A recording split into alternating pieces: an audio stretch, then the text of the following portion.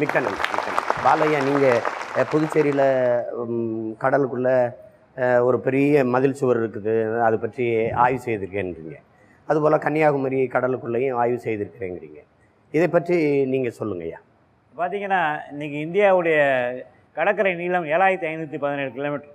ரெண்டாவது மிகப்பெரிய கடற்கரை கொண்டது தமிழ்நாடு, 1076 கிலோமீட்டர். அதுவும் இந்த 56-60 வருஷத்தில் சொல்லப்பட்டது தான். ஆனால் தமிழர்களுடைய கடல்சார் எல்லைன்னு பார்த்தோன்னா உலகம் முழுக்க இருக்குது. எப்படின்னா, பாண்டிச்சேரி கடலில் மட்டும் மதில் சுவர் இல்லை. சென்னை ஈஞ்சம்பாக்கத்தில் கடலுக்குள்ளே 15 கிலோமீட்டர் ஒரு மதில் சுவர் இருக்குது. சாந்தோமுக்கு பட்டணப்பாக்கத்துக்கு நேர் கீழே 15 கிலோமீட்டர் ஒரு மதில் சுவர் இருக்குது. பழவேற்காடுக்கு கீழே 15 கிலோமீட்டர் மதில் சுவர் இருக்குது. பார்க்குறப்ப இது வரைக்கும் என்னுடைய குழுவால் 6 சுவர் கண்டுபிடிச்சு. அப்போ 6 சுவர் பார்க்குறப்ப 16 கிலோமீட்டர் தூரத்தில் ஒரு கடலுக்குள்ளே 40 மீட்டர் ஆழத்தில் மதில் சுவர் இருக்குன்னா தமிழர்களுடைய தொன்மையை நினச்சி பாருங்க. குறைஞ்சபட்சம் 26 வருஷம் அந்த 16 கிலோமீட்டர் தூரம் வந்து கடல் உள்ளே வருதுன்னா 26 வருஷம் குறைஞ்சபட்சம் ஆயிருக்கும். அதே சமயத்தில் அரியலூரில் 116 கிலோமீட்டர் தூரத்தில் கடல் இருந்துக்கு தரவு கிடைச்சிருக்கு. உங்களுக்கு தெரியும், அரியலூரில் டைனோசருடைய முட்டை கிடைக்குது. திருச்சியில் கல்லாமேடுன்னு ஒரு இடத்துல 17 கோடி வருஷம் பழமையான கடல் ஆமையோடு கிடைச்சி. யோசிச்சு பாருங்க. தமிழகத்துடைய 40 மீட்டர் கடலிலேருந்து 40 மீட்டர் உயரமுள்ள நிலப்பகுதியில் கடலுடைய தாக்கம் இருக்குன்னா தமிழருடைய இந்த நிலத்துடைய ஆளுமையை யோசிச்சு பாருங்க. அதே சமயத்தில் கன்னியாகுமரியில் கிட்டத்தட்ட 53 கிலோமீட்டர் தூரத்தில் 1000 சதுர கிலோமீட்டர் பரப்பளவில் ஒரு தீவு கடலில் மூழ்கி இருக்கு. அந்த தீவுக்கு டாலமி சொல்கிறாரு, மதிக்கினான்னு சொல்கிறார். இங்கே பார்த்தீங்கன்னா பூம்புகாரில் பார்த்தீங்கன்னா 65 இடங்கள் இன்றைக்கி மீன்கள் இனப்பெருக்கு செய்யக்கூடிய இடங்கள் வந்து மூழ்கி போன நிலமாக இருக்குது. தமிழ்நாடு முழுக்க என்னோடய ஆய்வில் 650 இடங்கள் கடலுக்குள்ளே மீன்கள் இனப்பெருக்கு செய்யக்கூடிய பொட்டன்ஷியல் ஃபிஷிங் கிரவுண்ட் இருக்குது. அதுக்கு என்ன காரணம்னா, தமிழில் சொல்லுவாங்க செத்தும் கொடுத்தான் சீதாகாதின்னு.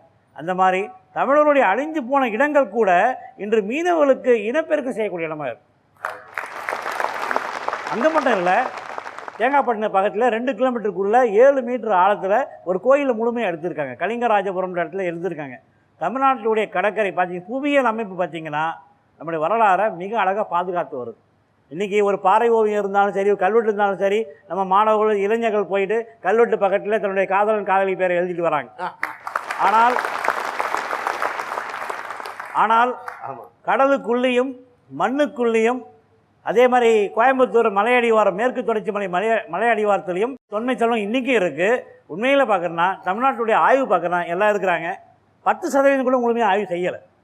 ஏன்னா கடலுக்குள்ளே பார்த்தீங்கன்னா 15 கிலோமீட்டர் 16 கிலோமீட்டர் தூரத்தில் அரிக்குமேடுக்கு நேர்கீரை 40 மீட்டர் ஆழத்தில் 2 கிலோமீட்டர் மனிதனால் கட்டப்பட்ட ஒரு மதில் சுவர் இருக்குன்னா தமிழருடைய ஆளுமை என்ன பாருங்கள், தமிழருடைய கட்டட மேலாண்மை பாருங்கள். அப்படி இருந்தால் மட்டுமே அவனால் தஞ்சாவூரில் மிகப்பெரிய கோயில் கட்டியிருக்க முடியும். அப்படி இருந்தால் மட்டுமே 2000 வருஷம் சொல்லக்கூடிய கல்லணை கட்டியிருக்க முடியும். ஏன்னா அந்த தொழில்நுட்பம் பார்த்தீங்கன்னா 20000 வருஷம் முன்னே அதே தொழில்நுட்பம் தான்.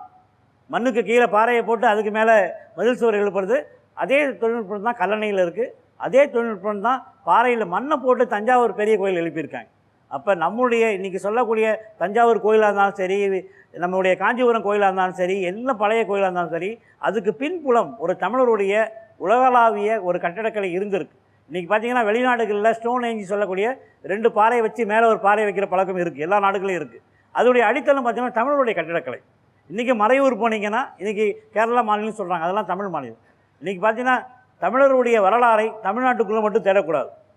நீங்கள் ஒரிசாவுக்கு வாங்க, நான் காமிக்கிறேன் எத்தனை கல்வெட்டு இருக்குது, எத்தனை தமிழுடைய தொன்மை இருக்குது. என் கூட வாங்க, ஹரியானா வாங்க. ஹரியானாவில் பார்த்தீங்கன்னா ஐயா சொன்னார்ல மொழியை இழக்கிறான்ட்டு, ஹரியானாவில் நான் ஒரு ப்ரொஃபஸரோட போகிறேன், அவர் பேர் கடையன். பாருங்கள், தமிழ்னு சொல்லக்கூடிய கடையன் பேர் ஹரியானாவில் இருக்குது. சிந்துவெளி ஹரப்பா நாகரிகம் பக்கத்தில். அங்கே போய் அவர் சொல்கிறார், மலையை காமிச்சு குறிஞ்சின்றார். நான் சொன்னேன், ஐயா ஹிந்தியில் பகட் தானே சொல்லுவாங்கன்னா கோவம் வருது. இன்றைக்கி தமிழன்லாம் கோவம் வருது, ஒரு ஹரியானாக்கார் கோவம் வருது. 1000 வருஷம் முன்னாடி வந்த துருக்கி மொழியை எப்படி நீங்கள் சொல்லலாம்? நாங்கள் இங்கே 2000 வருஷமாக குறிஞ்சி தான் சொல்லிகிட்டு இருக்கோம். அப்போ அந்த குறிஞ்சின்ற சொல் யாருடைய சொல்? தமிழோடைய சொல் தானே. நான் உண்மையிலே சொல்கிறேன், வெளிமாநிலம் மகாராஷ்டிராவில் ஒரு இடம் இருக்குது, களம்பொலின்னு ஒரு இடம் இருக்குது, ஊரான் பட்டினம்னு இடம் இருக்குது, கனோரியில் ஒரு கல்வெட்டு இருக்குது, அதில் வந்து தமிழ் காரணின்னு இருக்குது, தமிழ் குடும்பத்தினர் இருக்குது. இதெல்லாம் அந்தந்த ஊர் மக்கள் பாதுகாக்கிறாங்க. காரவேலன் கல்வெட்டை ஒரிசா மக்கள் பாதுகாக்கிறாங்க. இன்றைக்கி தமிழ்நாட்டில் எத்தனை கல்வெட்டை நம்ம பாதுகாக்கிறோம்? அது காரணம் பிறமொழி தாக்கம். எப்படி இந்த தமிழர்கள் உலகம் முழுக்கும் கடல் வழியாக போயிட்டு வந்தாங்களோ அதே மாதிரி பிறமொழி மக்கள் வந்தாங்க, வந்துட்டு நம்ம இடத்த அவங்க இடம் சொந்த கொண்டாடினாங்க. அதேமாதிரி தமிழ்லேருந்து பிரிஞ்ச பிற மொழிகள், தமிழ்லேருந்து பிரிஞ்ச தெலுங்கு மொழியும் சரி, தமிழ்லேருந்து துருக்கியை அடிப்படையாக வச்சு இயங்குகிற கன்னட மொழியும் சரி, தமிழில் இருக்கக்கூடிய சமஸ்கிருதத்தை அடிப்படையாக வச்சு இயங்குகிற மலையாளம் சரி, எல்லா மொழியும் நம்ம மொழியை அழிக்க முயற்சி பண்ணுறாங்க. இப்போ நம்ம மொழியை காப்பாற்றினால் மட்டுமே நம்முடைய தொன்மையை காப்பாற்ற முடியும். ஐயா கிருஷ்ணமூர்த்தி ஐயா, இப்போ நீங்கள் ஒரு காசு ஓலைச்சுவடி பற்றி ஆய்வறிஞர் நீங்கள். அந்த காசுகளில் இந்த ஆமை, யானை இதெல்லாம் பொறிக்கப்பட்டிருக்கிறதுக்கு காரணம் என்ன? காசுகளில் யானையும் பொறிக்கப்பட்டிருக்கிறது, ஆமையும் பொறிக்கப்பட்டிருக்கிறது.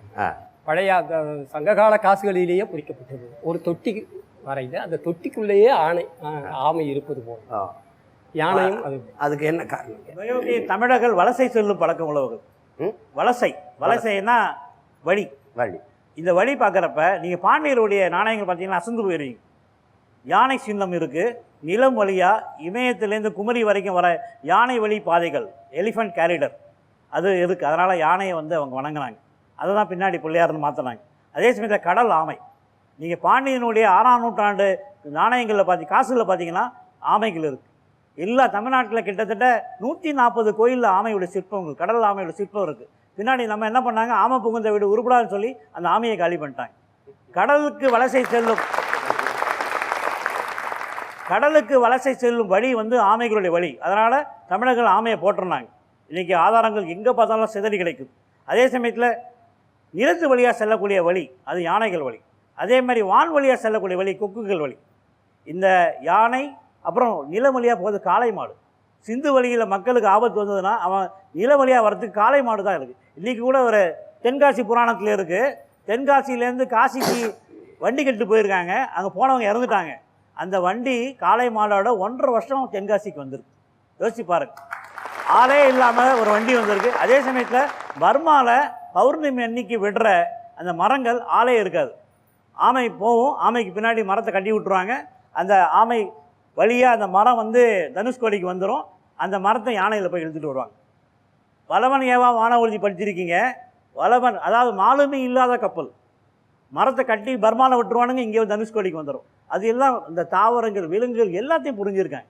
அதனால் இப்போ சொன்ன மாதிரி ஆமை புகுந்த வீடு உருப்படான்னு சொன்னதால் என்னென்ன ஆய்வை செய்ய விடலை. 20 வருஷமாக செய்கிற ஆய்வை 10 வருஷம் செய்யாமல் இருந்தேன். ஆனால் இன்றைக்கி உலகத்திலே ஒரு மொழி கடல் வழியாக போனதுக்கு என்னுடைய ரிசர்ச் ஆர்டிக்கல் தான் ஃபஸ்ட் ஆர்டிக்கல் ஹரியானாவில் வந்திருக்கு. அதாவது ஒரு மொழி ஒரு மனிதர்கள் மூலமாக கடல் வழியாக பிற நிலங்களுக்கு போனதுக்கு இந்த ஆமைகள் வழி, அதாவது டட்டைல் கேரிடர், ஆமைகளுடைய வலசை செல்லும் வழிகள் பதிவாக இருக்குது. இது என்னென்னா, இங்கே வந்த பிற மொழிகள் தமிழ் மொழியுடைய மேலுமையை அழைச்சிருச்சு. இதுதான் முக்கிய காரணம். எது சொன்னாலும் ஒரு காரணம். அப்போ சொல்லுவாங்க, ஆடி மாதத்தில் சேர்ந்தாங்கன்னா சித்திரை மாதத்தில் குழந்தை பிறக்கும் தப்புனாங்க. ஆனால் உலகத்தில் இருக்க எல்லா கடவுளும் சித்திரை மாதம் தான் பிறந்திருக்கான். ஏன்னா யோசிச்சு பாருங்கள். அப்போ நம்ம எங்கெங்கே நம்முடைய பலம் இருக்கோ அங்கெல்லாம் சில பழமொழிகளை சொல்லி தேவையான காலம் ஆடி மாதம் விதைப்புக்கு ஆள் தேவைப்படுகிற காலம். எனவே விதைப்புக்கு ஆள் தேவைப்படுற காலத்தில் அந்த தொழிலாளி கல்யாணம் பண்ணி கூடி வாழ்ந்துட்டு இருந்தான்னா அன்றைக்கு இருந்த நிலப்பரப்புகளுக்கு ஆள் கிடைச்சிருக்க மாட்டான். ஆமாம். எனவே உருவாக்கின ஒரு மொழி தான் ஆடி மாதம். கல்யாணம் பண்ணாத ஆடி மாதம் தள்ளுபடி கொடுக்குற விஷயமா இன்னைக்கு மாறி போயிடுச்சு. இதெல்லாம் பண்பாட்டு சிதைவுகள், பண்பாட்டு அழிப்புகள். இந்த தவிர எங்கள் அப்பா பண்ணல. ஏன்னா நான் பிறந்தது ஏப்ரல் 7. இன்னைக்கு எந்த மாதம் குழந்தை பிறக்கக்கூடாதுன்னு சொன்னாங்களோ, ஏப்ரல் 14 பேர் தான் சித்திரை. இல்லை எந்த மாதத்தில் பிறக்கக்கூடாதுன்னு சொன்னாங்களோ அந்த மாதத்தில் பிறக்கிற குழந்தைங்களாம் நல்லா தான் இருக்குது. நல்லா தான் இருக்குது. அது அறிவோட இருக்குது. ஐயா நானும் ஏப்ரல் மாதம் இல்லை. இப்போ மற்ற மாநிலங்களில் கண்ணன் ஐயா இந்த தொல்பொருள் ஆய்வுக்கு கொடுக்குற முதன்மைத்துவத்தை நமது அரசு, நமது மாநிலம் கொடுக்குதாங்கிறது தான் நமக்கு எழுதுகிற கேள்வி. அது கொடுக்குதா? இல்லை, குறைவு தான். ஏன் அப்படி இருக்குது? அது இங்கே நீண்ட நெடுங்காலமாக இந்த பிரிட்டிஷ் சேவகம் அதிகமாக ஆதிக்கம் செலுத்தியிருக்கு. அதனால் டெவலப்மெண்ட் எஜுகேஷனில் நாம் அந்த வளர்ச்சி சார்ந்த கல்வி இருக்கு இல்லையா, அதுக்கு முக்கியத்துவம் கொடுத்துருக்கோம். அடிப்படை ஆய்வுகளுக்கு நாம் முக்கியத்துவம் கொடுக்கல. இங்கிருந்து போய் கனடாவில், மற்ற ஐரோப்பா உள்ளிட்ட பல நாடுகளில் வரலாற்று பேராசிரியர்கள் மிகப்பெரிய அளவுக்கு இது பண்ணியிருக்கிறாங்க. ஜப்பானில் இருந்து நொபுரு, அந்த உலக தமிழாராய்ச்சி கழகத்தினுடைய தலைவர் நொபுரு கரோஷிமா, அவர் நம்மளுடைய தமிழ்நாட்டில் ஏராளமான கல்வெட்டுக்களை ஆய்வு பண்ணி தமிழகத்தினுடைய தொன்மையை பேசியிருக்கிறார். அது வெள்ளக்காரன் தான் செய்ய வேண்டியது இருக்கு. அதுதான் அவங்க தான் பண்ணியிருக்கிறாங்களே ஒழிய நம்மளுடைய மக்களுக்கு அந்த விஷயத்த தூண்டுதலாக செஞ்சு கொடுக்கல.